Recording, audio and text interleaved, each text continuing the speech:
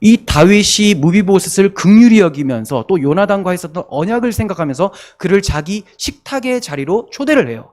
왕의 식탁의 자리로 초대를 하고 가족의 한 사람처럼 대우해 줍니다. 이러한 대우를 받은 무비보셋이 하는 말이, 이 종이 무엇이기에 왕께서 죽은 개 같은 나를 돌아보십니까? 이렇게 고백을 해요. 넙죽절하면서 이 종이 도대체 무엇이기에 나 같은 개 같은 사람을 돌아보십니까? 야, 자기한테 개 같은 자라고 하는 건 너무 심한 거 아닌가? 그런데 이것은 무비보셋이 자기가 원래 어떻게 되어야 되는 존재인지를 알고 있는 거예요. 그냥 다 참수형을 당해 마땅한 존재라는 것을 아는 거죠. 우리도 마찬가지예요. 하나님 앞에서 하나님 나에게 왜 은혜를 안 베풀어 주십니까? 이런 걸 말하는 정도가 아니라 왜 저를 지금 살려두셨죠? 반문하는, 의아해하는 그런 반응이 나와야 되는 사람들이 바로 우리들이라는 거예요.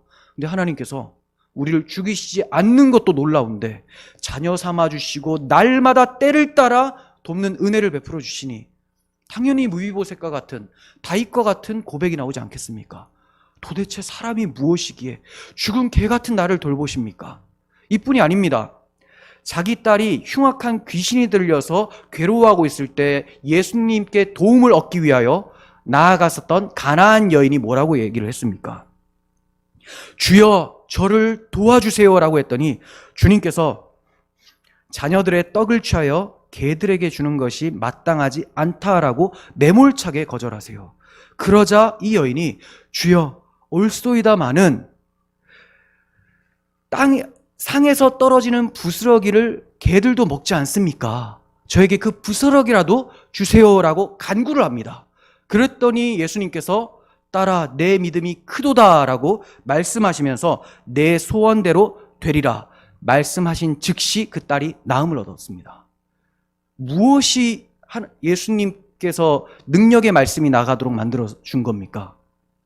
이 여인이 자기가 어떤 자인지를 알고 예수님이 어떤 분인지를 알고 고백했기 때문이라는 거예요. 우리가 하나님의 은혜를 날마다 받으면서도 받은 은혜는 헤아리지 못하고 왜 이건 없습니까? 왜 저건 없습니까? 하면서 따지는 경우, 정말 위험한 거라는 거예요. 받은 복을 세어보아라라고 찬송도 막 하면서 찬송을 할 때는 그렇게 말하지만 자신의 삶을 돌아보질 않습니다. 여러분, 우리들의 삶, 내 인생의 역사는 은혜의 흔적들입니다. 그냥 내가 이렇게 살았구나, 내 치적을 기리는 것이 아니라 하나님께서 나를 어떻게 도우셨는가를 확인하는 시간이 바로 내 인생이라는 거예요.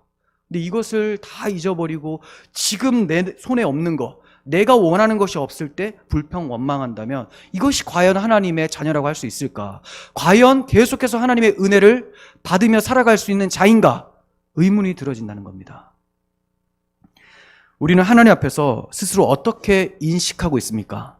올바른 인식을 가진 자로서 베풀어 주신 은혜에 지금처럼 반응하는 것이 마땅한지 돌아보시기를 바랍니다.